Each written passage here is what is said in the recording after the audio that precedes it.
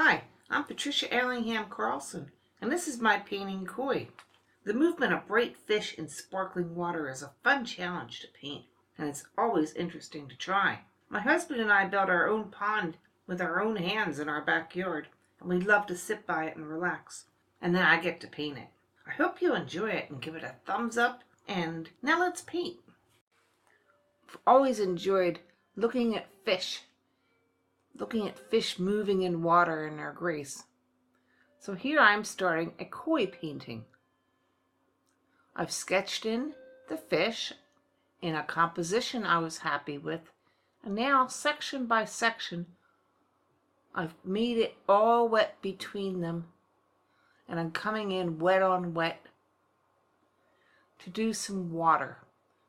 The water was very lively in the photographic reference I was looking at from my own work, and I'm filling it with different colors to sort of see what it does.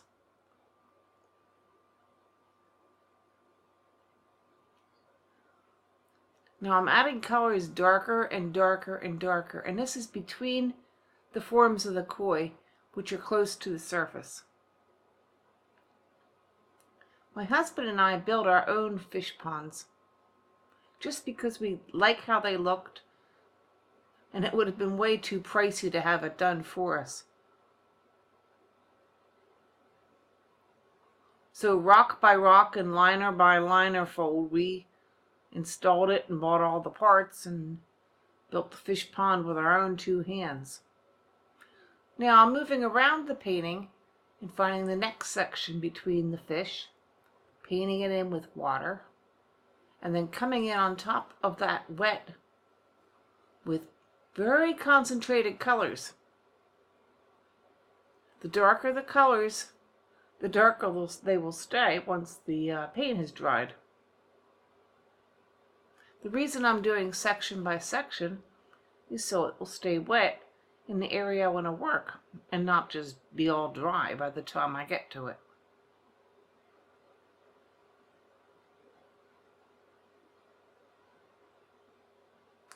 I'm just sort of playing as I dab into watercolors and trying to keep them lively and moving.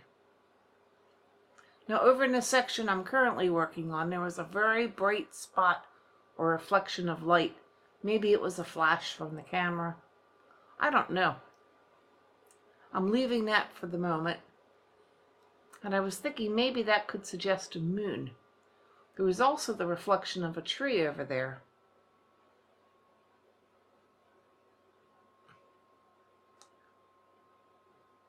So I'm leaving that circular white spot close to the fish. I'm going much darker so the fish will stand out and have some depth. And then on top of that whole little area, I will be painting the broken up form of a tree or a tree branch.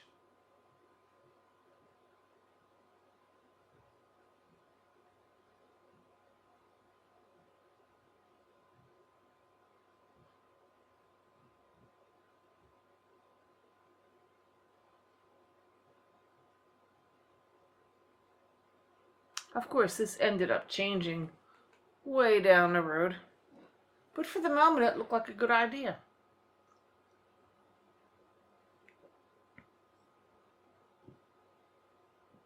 When you see me hold my hand up and splatter, I'm blocking out the form of the fish from the splatter, but I want the splatter to go on the area of the water between the fish.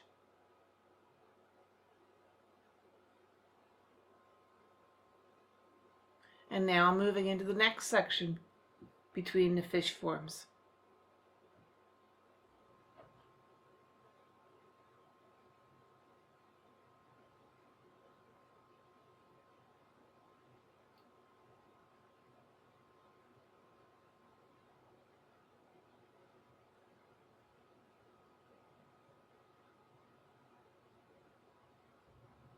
Our fish came to us many ways over the years. And these koi can live for quite a long time. I think we've had our longest living koi for about 30 years, maybe even 35 years. Many of our koi came to us from people who were moving and closing their ponds out, and they needed a home for their fish, so we took them. Others of them came from us going to different shows or events and falling in love with a koi and buying it. Others came to us because the koi bred and had babies, and they became more inhabitants for the pond. A big family that just grew and grew over the years. We've given some fish away and sold some too. None of our fish are top-level prize winners, with the exception of maybe one of the fish that I bought very small at a pet store, who had beautiful markings and grew into them nicely. And we call that fish Master Lee. Moving into pretty much the last section between the fish, I've wet down the area with water, and I'm dropping in the bright colors first, and then the more unifying darker colors around them.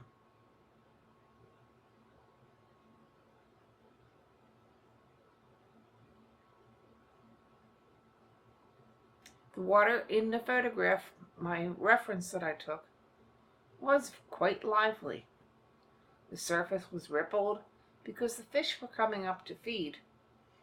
And when you feed fish, they get very excited and stir up the surface of the water.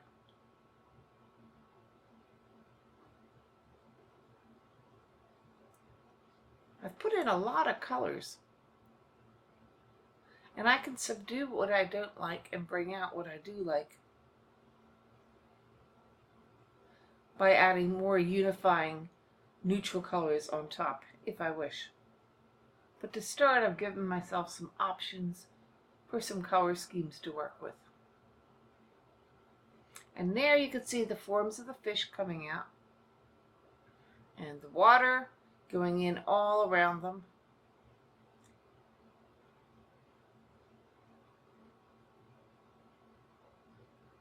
And any ripples that I put on top of the fish will be painted in after the fish are completed.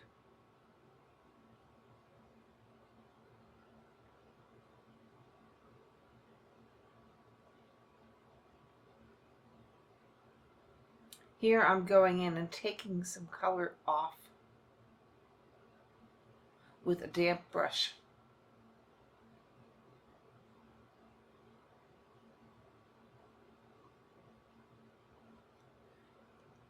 And into those areas I put some lines of table salt, because I was going for some textural effects. And after I put that down, then the whole thing will have to dry and I'll see what I came up with. I am now beginning to work into the first of the fish. I've chosen one that is underneath the form of another overlapping it.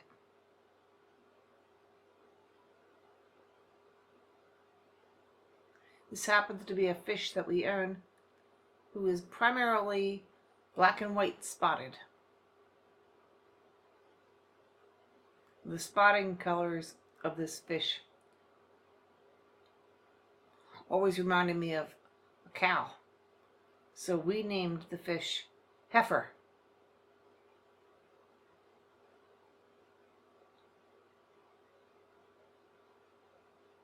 I'm trying very hard to curve the spots around the body of the fish and not just paint them flat, because the fish is a curved object, obviously, with a domed body, also shaded on the sides.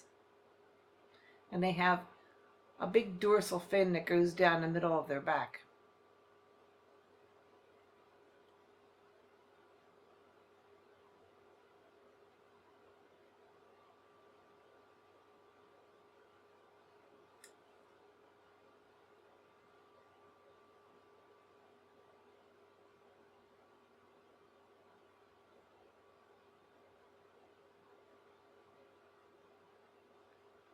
Some of the fish who are mainly white have some yellow showing in their heads, and that's what you see me painting in, as well as on the tail where it's more heavily submerged.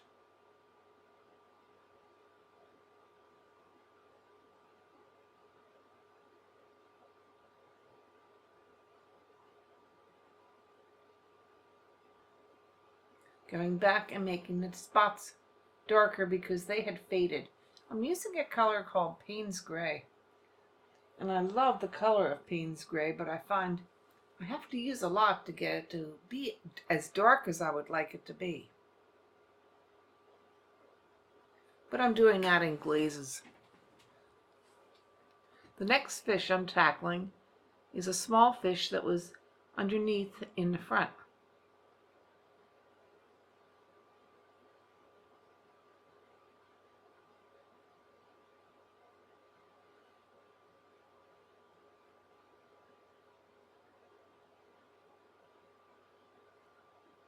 So I'm painting in a good deal of water on his body and using that to both shade and to form out where the gills are and the head and some of the markings. But I'm putting the water down and letting the colors dilute so they will look as natural as I can get them to look.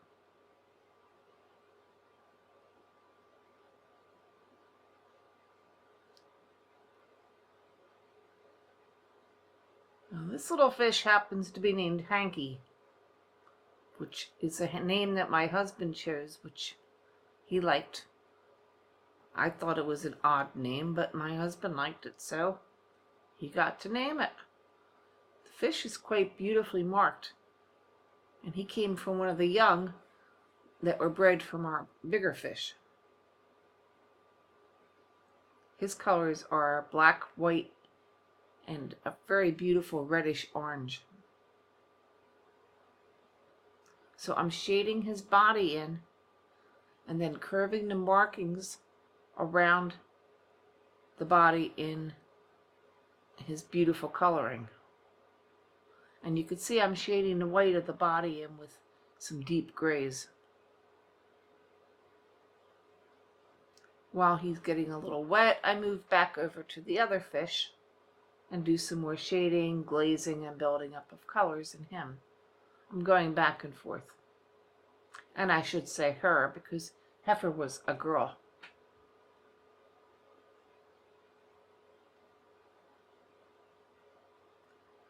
And then I do take the color on my brush when it's appropriate and take it into the background where it needs to be painted.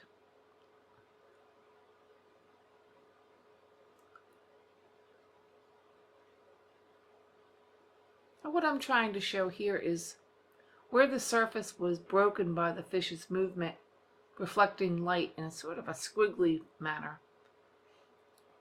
And that's why I'm using those wavy brush lines and painting a darker color next to them. Painting a little bit of dark on top of his fin too, to indicate that the fin is submerged beneath the water. And enhancing the movement of the surface of the water by painting darks along the squiggly lighter lines.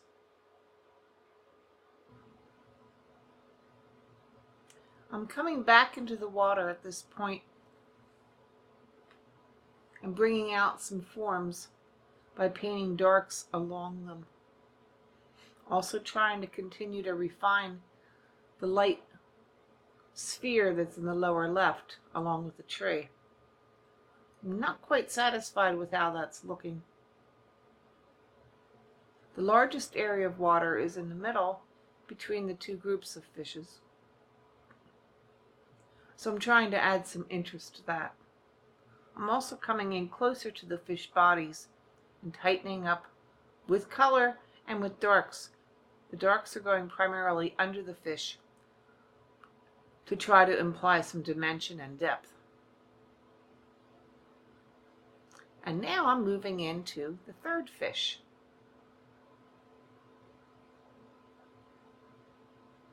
And this fish is going to be Master Lee. Master Lee is primarily a white fish and has a large red spot on the top of his head.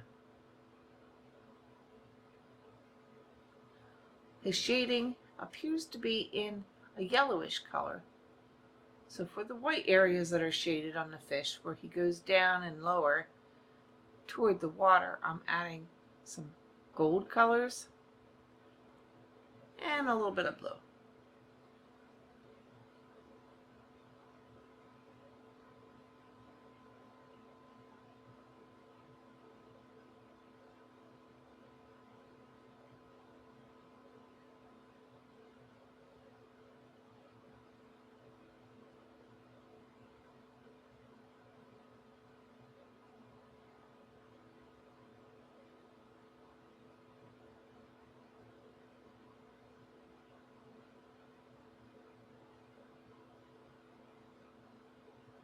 I'm softening around the edges of the fins as they go into the water.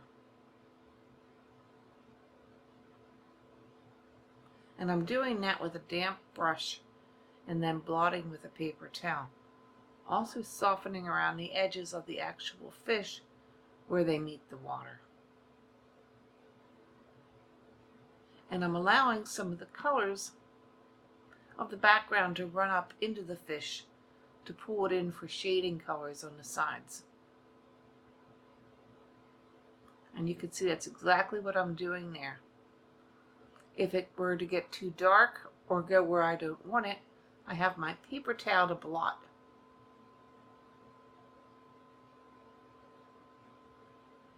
Since this fish is in such a contorted position, moving himself through the water, his top fin, the dorsal fin, is quite curved and interesting to place.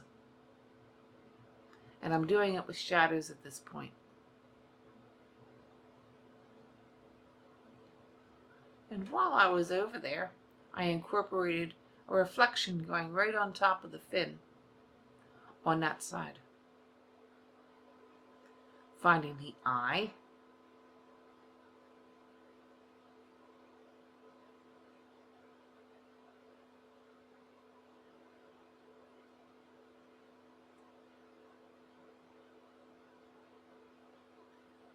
and I'm marking in where I'll be putting that brilliant color on top, which I believe is called the high spot.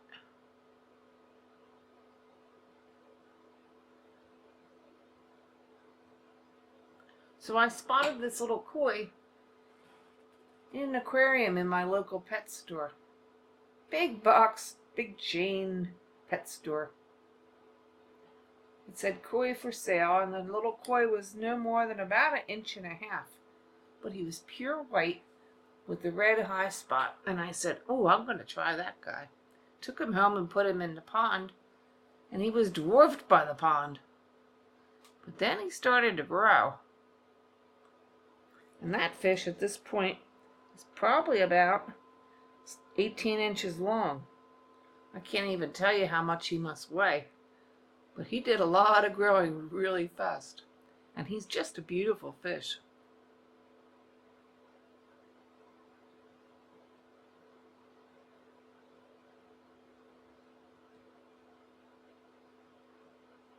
So I've shaded him, blended his edges,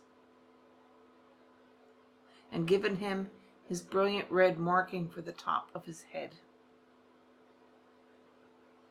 I continue to work back into the small fish on the lower right, and very subtly detail this white fish.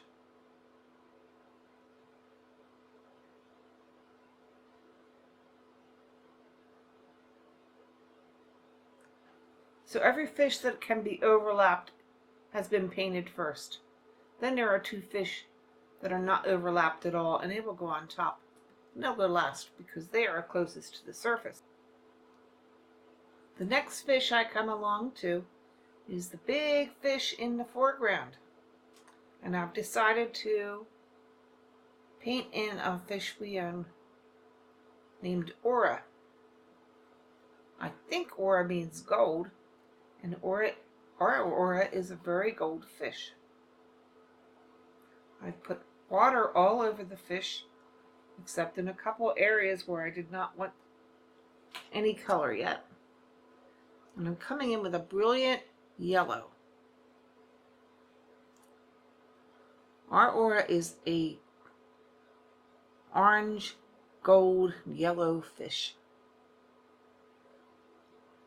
So after I put in the yellow, I'm coming in with such colors as yellow ochre and cadmium yellow, as well as some vermilion mixed in. Where the fish gets lower down in shades and goes into shadows, I am choosing to shadow with those colors. I'm keeping them separated from the background because I don't want that deep blue and Payne's gray to bleed into the gold. And you can see I've drawn some indication of scales into the wet paint. That will be brought out further. But again, they curve up the body. And the tail is made of 2 parts, so you have to look at the anatomy of the fish to figure out how to convey it in a realistic way, if that's your choice.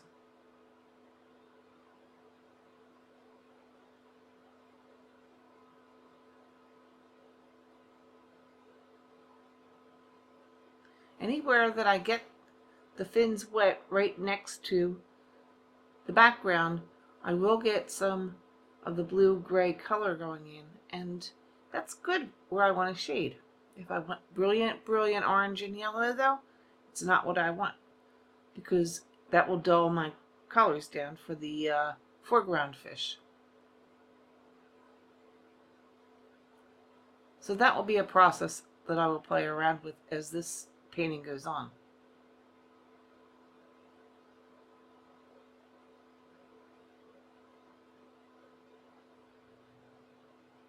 And there you can see it's going on top of the 2 fish that are underneath, because he's above them in the water.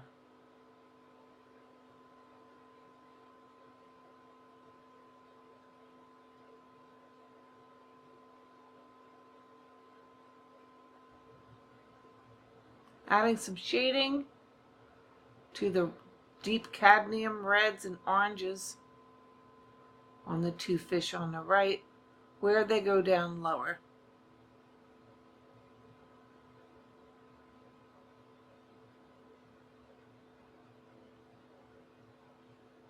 Adding some darks underneath the fish to make them stand out, and add some depth to the background at foreground interplay. The gold I just put into Master Lee, the white and red fish, are reflecting and bouncing off of the goldfish onto his coloring and his iridescent scales. These fish are iridescent, and they do have some reflective quality like a mirror.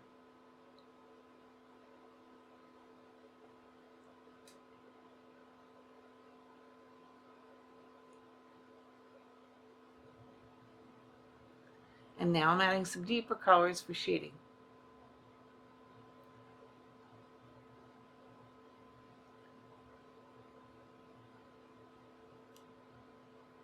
The white marking going up the middle of the back is basically mainly reflection and shine. Because between the water and the iridescence of the scales, you do get shine and sparkle from these beautiful little fish.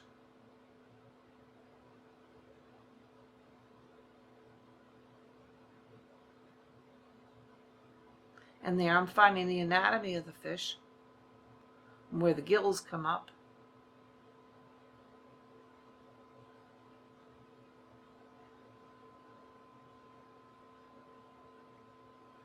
And how the fins are built, with radiating lines coming out from the bodies of the fish.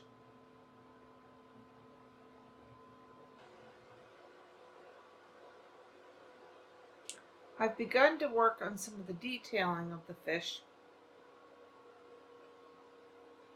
The front dorsal fin of the big fish in front, bringing out the darks in the eye of some of the fish, And I'll be finding the shape of the outer eye, the sockets, and the lids. These fish's eyes can appear to be sort of blue, or sort of dark, or sort of gray. So I'm looking at the individual faces on my iPad and making them enlarged so I could see them more clearly. The fish have bones around their eyes, which gives them shading there. And some of the fish's faces are very bony and others are much more rounded. So they're sort of individual looking. And that adds some interest to the painting as well. The koi are not all built the same and they don't all have the same faces.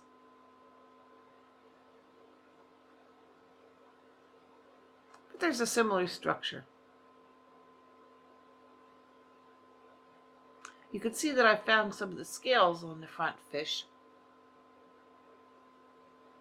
And now I'm continuing to shade and darken where the fish goes down toward the base.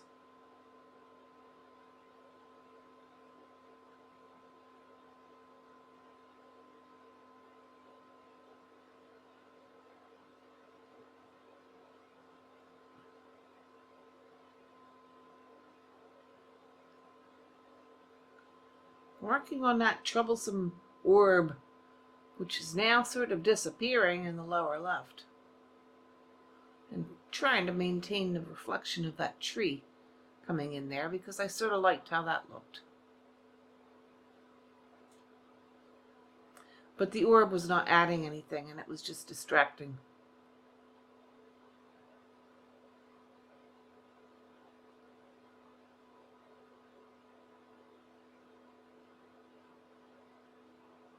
And again, you see how I'm darkening beneath the fish, which makes the fish appear to stand out and adds some depth to the water.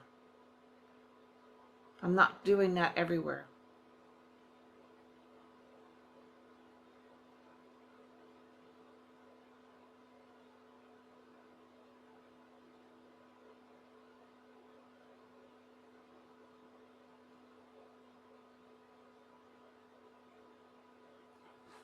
I've painted a lot of koi paintings over the years because we've had a pond for a long time.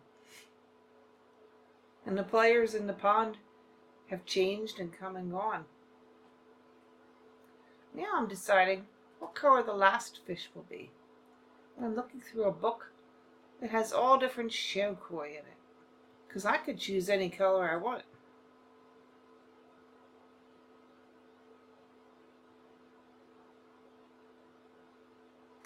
And I realize I've left off a fin, a submerged fin, from the top koi, so I'm removing some paint. Don't know the name of this side fin, but I'm removing the paint by painting with water and then blotting with a paper towel.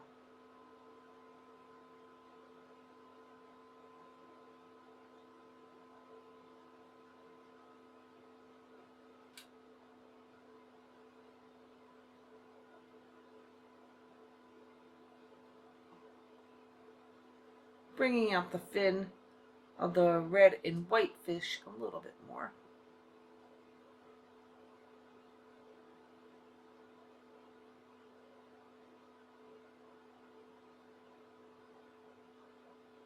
And now I'm forming out the anatomy of the fish on top with just water.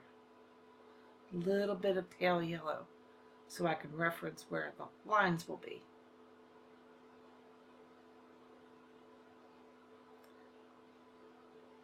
And the choice for the top fish looks like it's going to be amber or orange.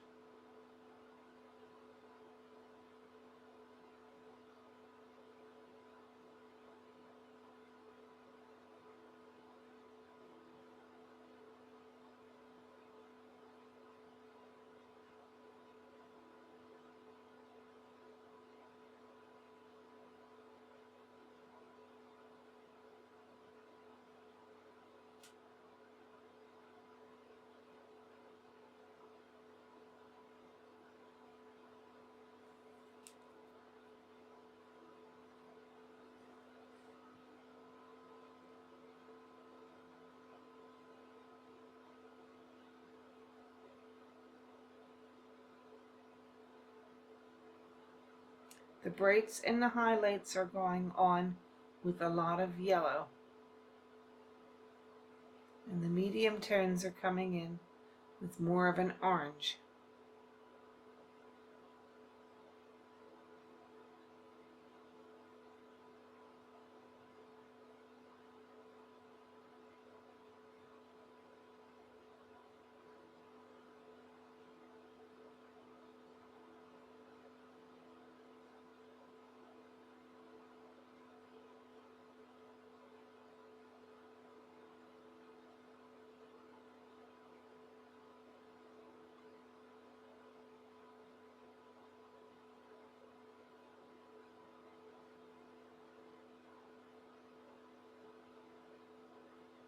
And I'm being careful to paint around the dorsal fin on top so that that will stand out from the body.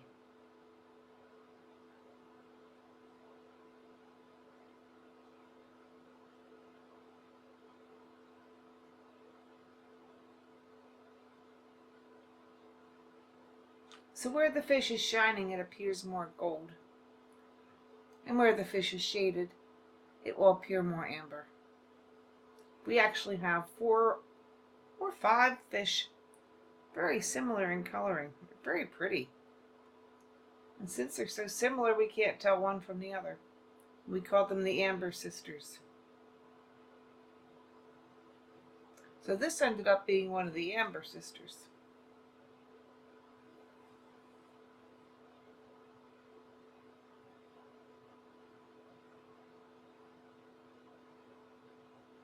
And if you could have painted that fish any color, that koi common, I wonder what you would have chosen.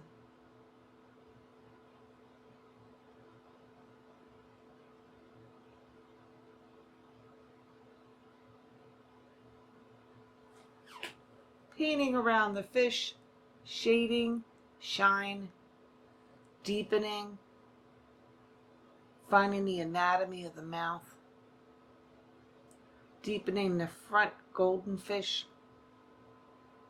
At some point I found I'd made it too bony in the face, so I go back and make it less bony and fill it out. All the fish need some more eye work, and at this point there's just a lot of detailing to do.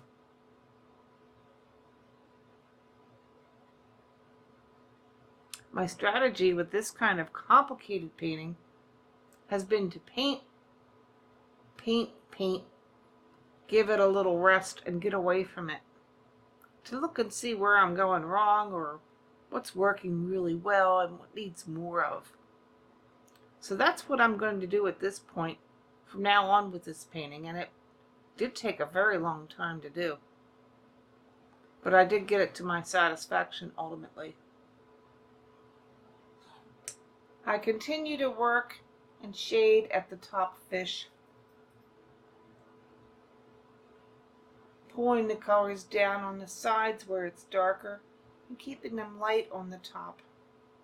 I'm detailing, adding the eyes, adding the lines of the fins, darkening, darkening still on the sides of the face.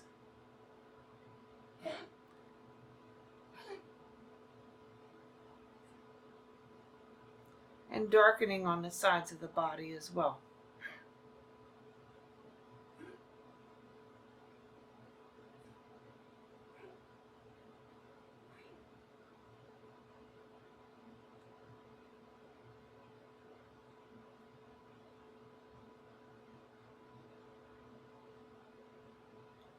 These koi fish have feelers along the bottom of their face to feel out food on the bottom, sort of like a catfish does. So I go in at some point and bring out the feelers a little bit more where they show. Or whiskers. Because it's an interesting feature.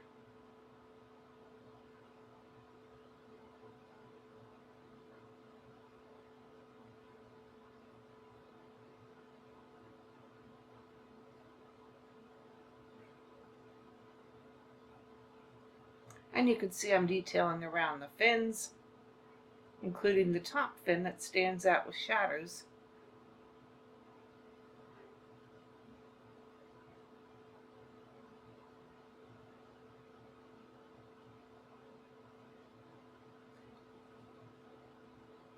And all of these fins can be in many different positions.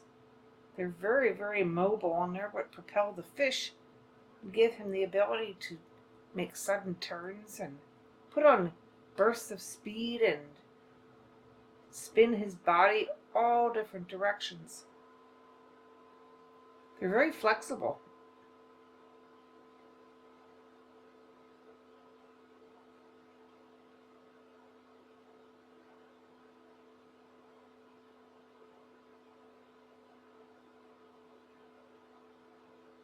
Close to the end, the detailing and small intricate work is continuing to the point where I'll be happy and satisfied that the painting is done. Oh, the endless touches.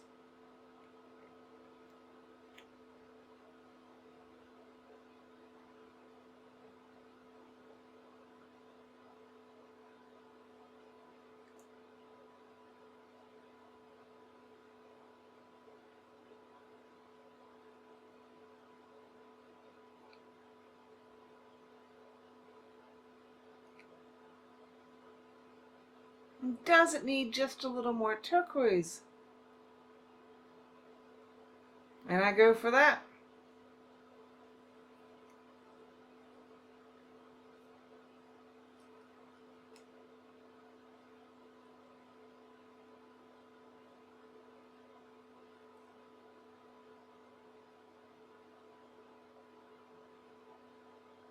My final evaluation process involves covering up and looking what remains.